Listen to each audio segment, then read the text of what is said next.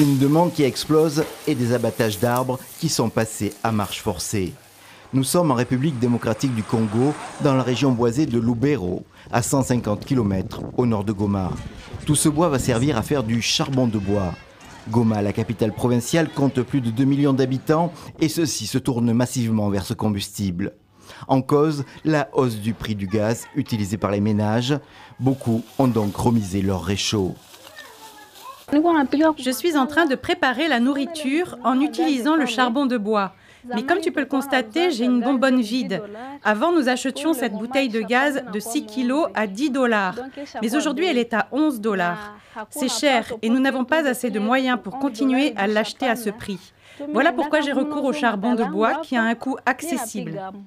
Les revendeurs de gaz ont aussi senti le choc. Ils n'arrivent plus à vendre leurs bonbonnes, devenues trop chères. Ils présument que l'augmentation est liée à la guerre en Ukraine. Il y avait élévation de la vente. Les clients venaient et des fois on avait rupture de stock vu qu'il y avait plus de demandes que d'arrivées.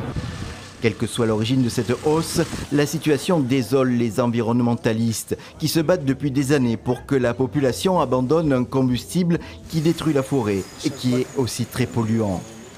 Nous avons beaucoup sensibilisé sur l'utilisation de ces gaz à substitution de braise et bois de chauffe à Ville de Goma. La population venait de s'habituer à utiliser les gaz, les réchauds à gaz. Fort malheureusement, les gaz deviennent de plus en plus chers au marché. Nos forêts sont menacées par la carbonisation chaque jour. Selon l'ONG Global Forest Watch, la République démocratique du Congo a perdu près de 500 000 hectares de forêt primaire en 2021, un record inquiétant alors que le pays est parfois surnommé le poumon vert de l'Afrique.